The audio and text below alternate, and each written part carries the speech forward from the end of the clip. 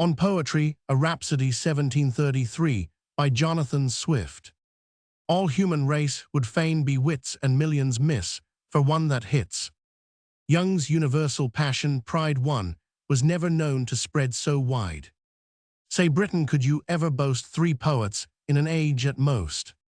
Our chilling climate hardly bears a sprig of bays in 50 years, while every fool his claim alleges as if it grew in common hedges. What reason can there be assigned for this perverseness in the mind? Brutes find out where their talents lie. A bear will not attempt to fly, a foundered horse will oft debate before he tries. A 5-bed gate, a dog by instinct turns aside who sees the ditch too deep and wide. But man, we find, the only creature who, led by folly, combats nature, who, when she loudly cries for bear, with obstinacy fixes there, and where his genius least inclines, absurdly bends his whole designs. Not empire to the rising sun, by valor, conduct, fortune won, not highest wisdom in debates for framing laws to govern states, not skill in sciences profound, so large to grasp the circle round, such heavenly influence require as how to strike the muse's lyre. Not beggar's brat on bulk, begot, not bastard of a peddler Scot, not boy brought up to cleaning shoes, the spawn of Bridewell too, or the stews, not infants dropped the spurious pledges of gypsies littered under hedges, are so disqualified by fate to rise in church or law or state, as he whom Phoebus in his ire has blasted with poetic fire. What hope of custom in the fair, while not a soul demands your ware? Where you have nothing to produce for private life or public use. Court, city, country, want you not, you cannot bribe, betray, or plot.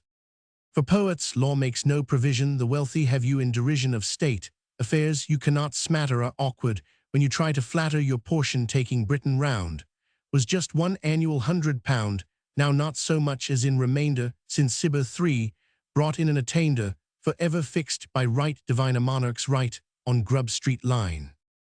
Poor starveling bard, how small thy gains, how unproportioned to thy pains. And here a simile comes pat in, though chickens take a month to fatten, the guests in less than half an hour will more than half a score devour. So after toiling 20 days to earn a stock of pence and praise, thy labours grown, the critics pray, are swallowed o'er a dish of tea, gone to be never heard of more, gone where the chickens went before. How shall a new attempter learn of different spirits to discern, and how distinguish which is which, the poet's vein or scribbling itch? Then hear an old experienced sinner instructing thus a young beginner. Consult yourself, and if you find a powerful impulse, urge your mind impartial, judge within your breast what subject you can manage best, whether your genius most inclines to satire, praise, or humorous lines, to elegies in mournful tone, or prologue sent from hand unknown. Then rising with Aurora's light, the muse invoked, sit down to write, blot out, correct, insert, refine, enlarge, diminish, interline. Be mindful when invention fails to scratch your head and bite your nails. Your poem finished, next your care is needful to transcribe it fair.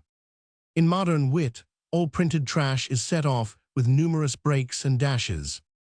To statesmen, would you give a wipe, you print it in italic type. When letters are in vulgar shapes, T's 10 to 1 the wit escapes, but when in capitals expressed, the dullest reader smokes the jest, or else perhaps he may invent a better than the poet meant, as learned commentators view in Homer more than Homer knew. Your poem in its modish dress, correctly fitted for the press, convey by pennypost to Lintot 4, but let no friend alive look in tot. If Lintot thinks 'twill quit the cost, you need not fear your labor lost, and how agreeably surprised are you to see it advertised. The hawker shows you one in print, as fresh as farthings from the mint, the product of your toil, and sweating, a bastard of your own begetting. Be sure it wills 5 the following day, lie snug and hear what critics say, and if you find the general vogue pronounces you a stupid rogue, damns all your thoughts as low and little, sit still, and swallow down your spittle. Be silent as a politician, for talking may beget suspicion, or praise the judgment of the town, and help yourself to run it down. Give up your fond paternal pride, nor argue on the weaker side, for poems read without a name we justly praise or justly blame, and critics have no partial views, except they know whom they abuse, and since you near provoke their spite depend upon their judgments right. But if you blab you are undone, consider what a risk you run, you lose your credit all at once, the town will mark you for a dunce, the vilest doggerel Grub Street sends will pass for yours with foes and friends, and you must bear the whole disgrace till some fresh blockhead takes your place. Your secret kept, your poem sunk, and sent in choirs to line a trunk. If still you be disposed to rhyme, go try your hand a second time. Again you fail, yet safes the word, take courage and attempt a third. But first with care employ your thoughts, where critics marked your former faults, the trivial turns, the borrowed wit, the similes that nothing fit, the cant, which every fool repeats, town jests, and coffee-house conceits, descriptions tedious, flat, and dry, and introduce the Lord knows why, or where we find your fury set against the harmless alphabet, on as and bs your malice vent, while readers wonder whom you meant, a public or a private robber, a statesman, or a South Sea jobber, a prelate who no God believes, a parliament or den of thieves, a pick-purse at the bar or bench, a duchess or a suburb wench, or oft when epithets you link in gaping lines to fill a chink like stepping stones, to save a stride in streets where kennels are too wide, or like a heelpiece to support a cripple with 1 foot too short, or like a bridge that joins a marish to moorlands of a different parish. So have I seen ill-coupled hounds drag different ways in miry grounds. So geographers in Afric maps with savage pictures fill their gaps, and o'er unhabitable downs place elephants for want of towns. But though you miss your third essay, you need not throw your pen away. Lay now aside all thoughts of fame to spring more profitable game. From party merit seek support, the vilest verse thrives best at court. And may you ever have the luck to rhyme almost as ill as Duck 6, and though you never learn to scan verse, come out with some lampoon on d'Anvers. A pamphlet in Sir Bob's defense will never fail to bring in pence, nor be concerned about the sale. He pays his workmen on the nail. 7. Display the blessings of the nation, and praise the whole administration. Extol the bench of bishops round, who at them rail, bid confound to bishop haters. Answer thus, the only logic used by us, what though they don't believe in, deny them, Protestants thou liest. A prince the moment he is crowned, inherits every virtue round, as emblems of the sovereign power, like other baubles in the tower, is generous, valiant, just, and wise, and so continues till he dies his humble senate. This professes in all their speeches, votes, addresses. But once you fix him in a tomb, his virtues fade, his vices bloom, and each perfection wrong imputed is fully at his death confuted. The loads of poems in his praise ascending make one funeral blaze. His panegyrics then are ceased, he grows a tyrant, dunce, or beast. As soon as you can hear his knell, this god on earth turns devil in hell, and lo, his ministers of state transform to imps his levy wait, where in the scenes of endless woe they ply their former arts below, and as they sail in Charon's boat, contrive to bribe the judge's vote. To Cerberus they give a sop his triple barking mouth to stop, or in the ivory gate of dreams 8 Project Excise, and South Sea 9 schemes, or hire their party pamphleteers to set Elysium by the ears. Then poet, if you mean to thrive, employ your muse on kings alive, with prudence gathering up a cluster of all the virtues you can muster, which formed into a garland sweet lay humbly at your monarch's feet, who as the odors reach his throne will smile and think them all his own, for law and gospel both determine all virtues lodge in royal ermine. I mean the oracles of both, who shall depose it upon oath. Your garland in the following reign change, but the names will do again. But if you think this trade too base, which seldom is the dunce's case, put on the critic's brow, and sit at wills the puny judge of wit. A nod, a shrug, a scornful smile, with caution used may serve a while. Proceed no further in your part, before you learn the terms of art, for you can never be too far gone in all our modern critics' jargon. Then talk, with more authentic face of unities, in time and place get scraps of Horace from your friends, and have them at your fingers' ends. Learn Aristotle's rules by rote, and at all hazards boldly quote judicious rhymer, oft review wise Dennis, and profound Bossu read all the prefaces of Dryden, for these our critics much confide in, though merely writ at first, fulfilling to raise the volume's price a shilling. A forward critic often dupes us with sham quotations peri hupsus, and if we have not read Longinus, will magisterially outshine us.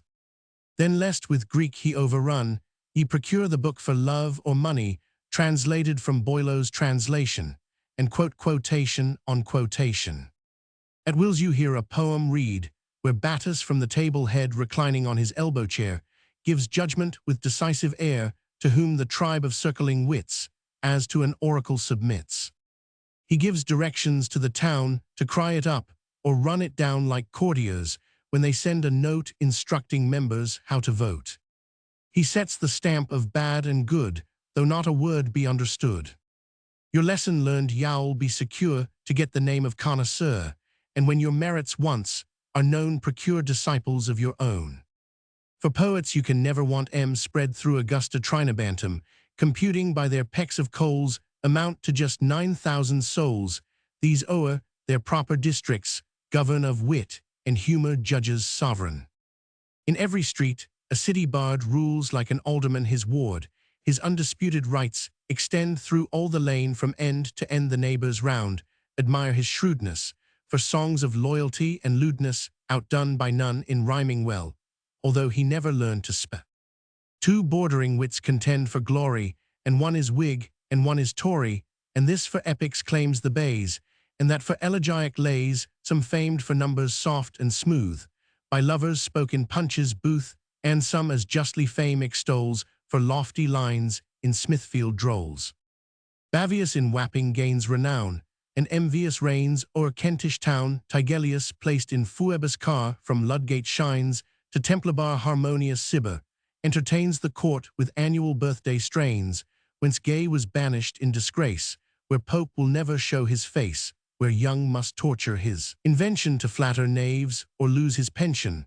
But these are not a thousandth part of jobbers in the poet's art, attending each his proper station, and all in due subordination through every alley, to be found in garrets high or underground, and when they join their Pericranes out, skips a book of miscellanies. Hobbes clearly proves that every creature lives in a state of war, by nature the greater for the smaller watch, but meddle seldom with their match. A whale of moderate size will draw a shoal of herrings down his maw. A fox with geese his belly crams, a wolf destroys 1,000 lambs, but search among the rhyming race, the brave are worried by the base. If on Parnassus' top you sit you rarely bite, are always bit. Each poet of inferior size on you shall rail and criticize, and strive to tear you limb from limb, while others do as much for him.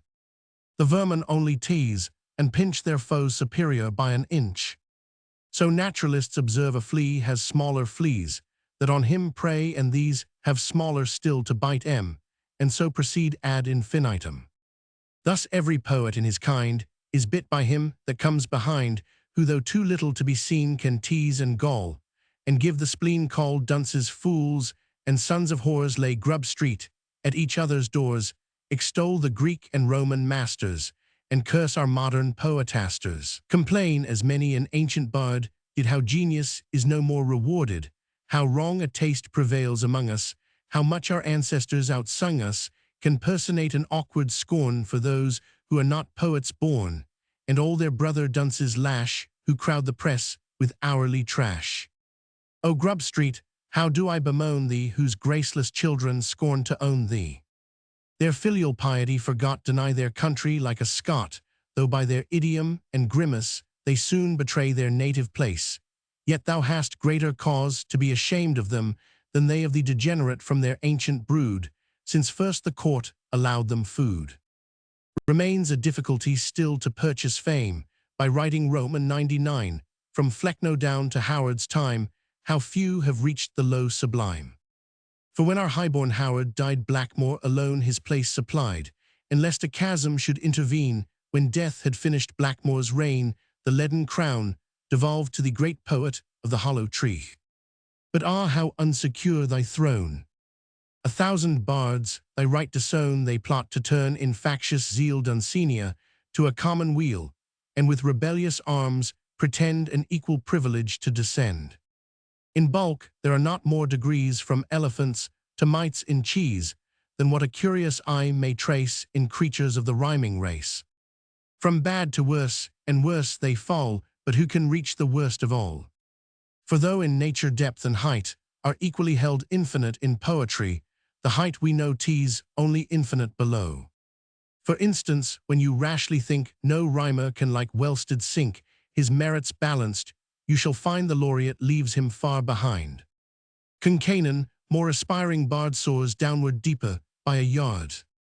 Smart Jimmy Moore with vigor drops the rest pursue as thick as hops, with heads to point the gulf they enter, linked perpendicular to the center, and as their heels elated rise, their heads attempt the nether skies. Oh, what indignity and shame to prostitute the muse's name!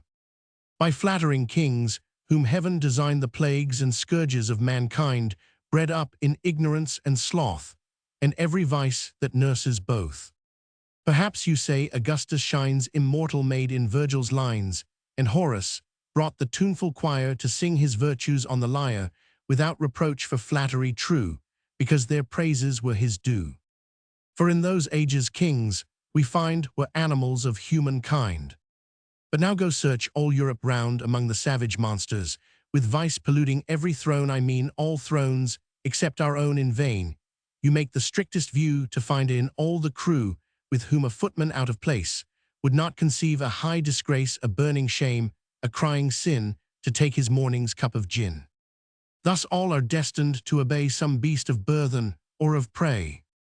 'Tis sung Prometheus forming man, through all the brutal species ran each proper quality, to find, adapted to a human mind, a mingled mass of good and bad the best.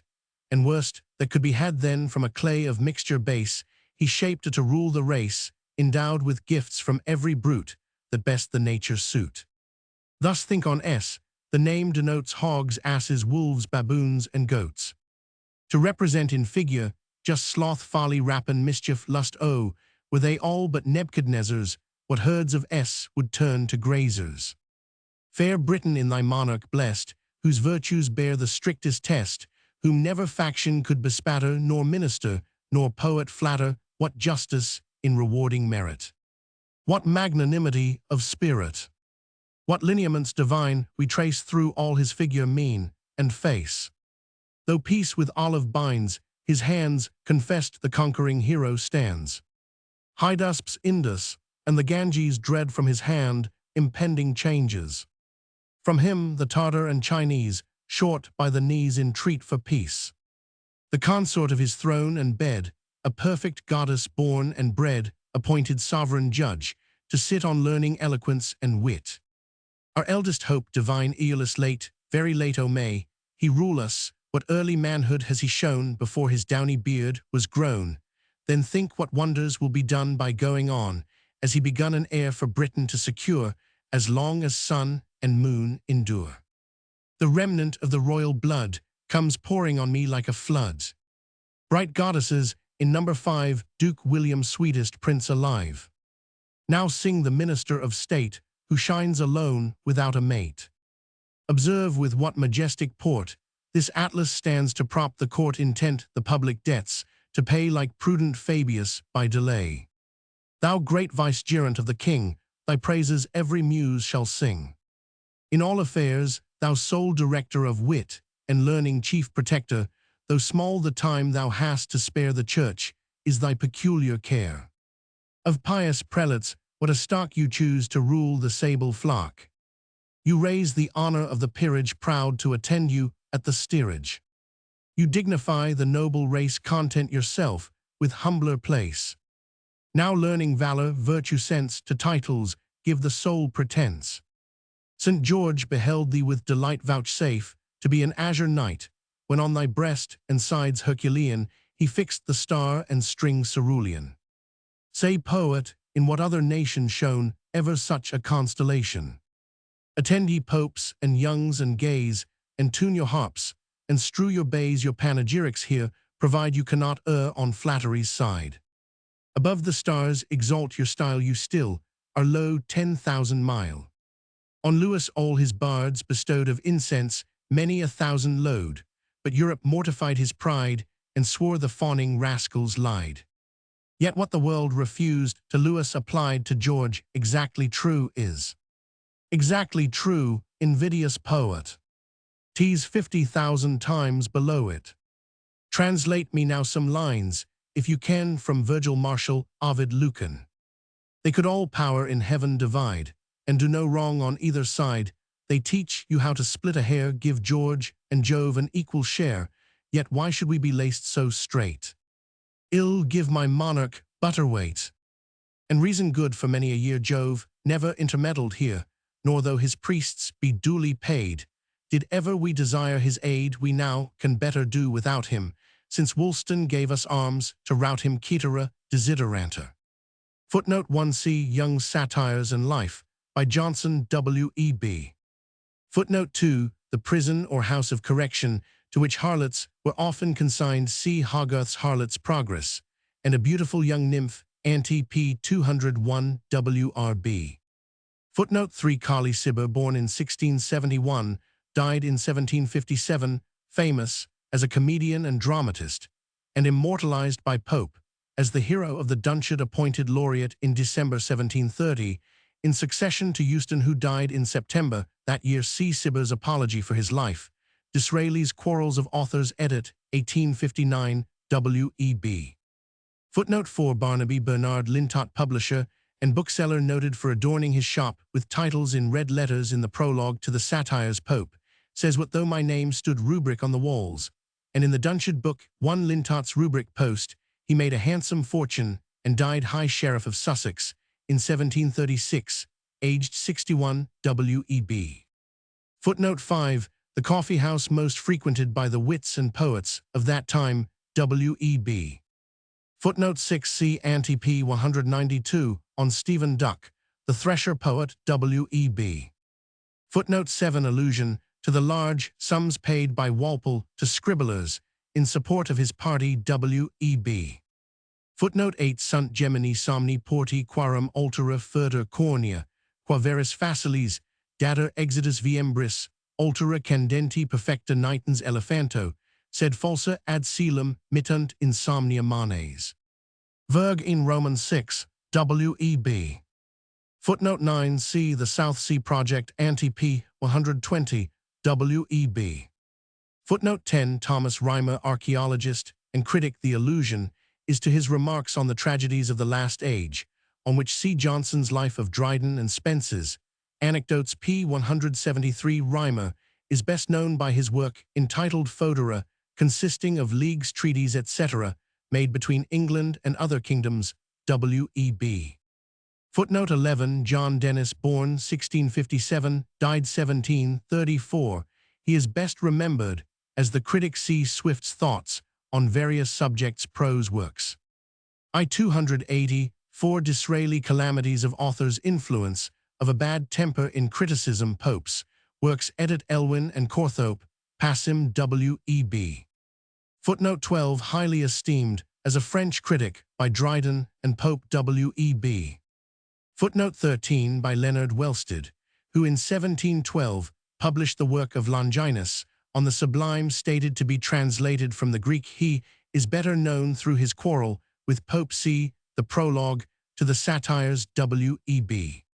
Footnote 14 Dryden, whose armed chair at Will's was in the winter placed by the fire, and in the summer in the balcony. Malone's Life of Dryden p. 485. Why Battus was a herdsman who, because he betrayed Mercury's theft of some cattle, was changed by the god into a stone index. Ovid Metam, Roman 2 680, 5 W.E.B. Footnote 15 The ancient name of London, also called Troynovant. See Journal to Stella Prose Works, Roman 2 249, and Cunningham's Handbook of London, Introduction, W.E.B. Footnote 16 The two bad Roman poets, hateful and inimical to Virgil and Horace Verg, equal Roman 390 Horat, Epod Roman 10. The names have been well applied in our time by Gifford in his satire, entitled The Baviad and Meviad, W.E.B. Footnote 17 A musician, also a censurer of Horace. See Satire lib. Roman 3, 4 W.E.B. Footnote 18. In consequence of Pali, the supplement to the Beggar's Opera, but which obtained him the friendship of the Duke and Duchess of Queensberry, W.E.B. Footnote 19. The grant of 200 a year, which he obtained from the Crown and retained till his death in 1765, W.E.B. Footnote 20c. Leviathan Part 1, Chap Roman 13, W.E.B. Footnote 21. Richard Flecknoe, poet and dramatist, died 1678, of whom it has been written that whatever may become of his own pieces his name will continue, whilst Dryden's satire called Mac Flecknoe shall remain in vogue. Dryden's poetical works, edit Wharton Roman 2 169, W.E.B. Footnote 22. Hun Edward Howard, author of some indifferent plays and poems, c. Dict Nat. Biog. W.E.B. Footnote 23. Richard Blackmore, physician and very voluminous writer in prose and verse. In 1697, he was appointed physician to William Roman III, when he was knighted. C. Pope Imitations of Horace, Book 2, Epist. 1 387, W.E.B. Footnote 24. Lord Grimston, born 1683, died 1756. He is best known by his play written in 1705, The Lawyer's Fortune or Love in a Hollow Tree, which the author withdrew from circulation, but by some person's malice it was reprinted in 1736. See Dict Nat. Biog. Pope's Works, edit Elwyn and Corthorpe Roman 3 p. 314, W.E.B. Footnote 25. Matthew Kincannon, born in Ireland 1701, a writer of miscellaneous works, dramatic and poetical. C. The Dunciad Roman 2 299 304, ut super. W.E.B. Footnote 26. James Moore Smythe, chiefly remarkable for his consummate assurance as a plagiarist. C. The Dunciad Roman 250, and notes thereto. Pope's Works, edit Elwyn and Corthorpe Roman 4 132, W.E.B. Footnote 27. Further Prometheus adir principi limo coctus particulam undic desictam et insani leonis vim stomacho apasuis nostro. Horat Carm I Roman 16, W.E.B. Footnote 28. Super et Garamantas, et Indos profrit imperium jam nunc, et Caspia regna responsis horrent divum. Verg in Roman 6. Footnote 29. Genibus Minor. Footnote 30. Son of Aeneas here, representing Frederick, Prince of Wales, father of George Roman 3, W.E.B. Footnote 31. Unius, qui nobis cunctando restituis rem. Verg in Roman 6, 840, 7, W.E.B. Footnote 32. Divissum imperium, cum Jove Caesar habet.